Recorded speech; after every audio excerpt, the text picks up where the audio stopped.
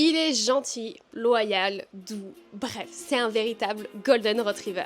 Jour 5 pour décrypter 10 tropes et aujourd'hui on s'attaque aux tropes de personnages Golden Retriever.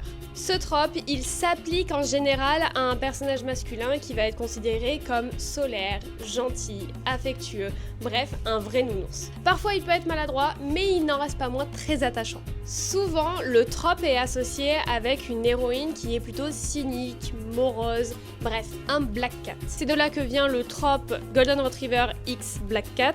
On pourrait aussi le décliner sous Grumpy Sunshine. A noter cependant que le Grumpy Sunshine, il s'applique différemment puisque en général, on parle de Grumpy Sunshine lorsque le Grumpy c'est le personnage masculin et que le Sunshine c'est le personnage féminin. Le Golden Retriever Black Cat, c'est l'inverse. Le trope du Golden Retriever, il est parfait pour tout ce qui est romance, comédie romantique, new adulte, romance universitaire. C'est vraiment un trope très sympathique.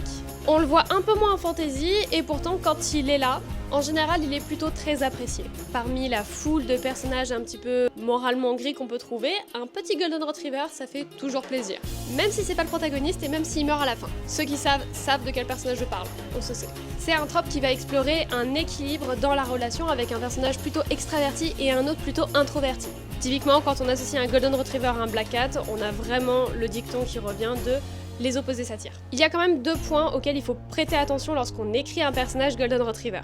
Le premier, c'est de ne pas le rendre fade ou naïf. C'est un personnage qui a besoin de profondeur. Et le deuxième point auquel il faut faire attention, c'est de ne pas le transformer en paillasson. Votre Golden Retriever, c'est pas une putain de serviette. J'en ai marre de voir des Golden Retrievers se faire rétamer à longueur de tome. Non, un personnage, il peut être gentil, affectueux, respectueux, mais être quand même solide et poser des limites. La bienveillance, ce n'est pas non plus se manquer de respect à soi-même. Et ça vaut pour les personnages et dans la vraie vie aussi. Et d'ailleurs, parlant de Golden Retriever que j'ai énormément apprécié dans mes lectures, Cade Reed de Rebel University, le tome 3.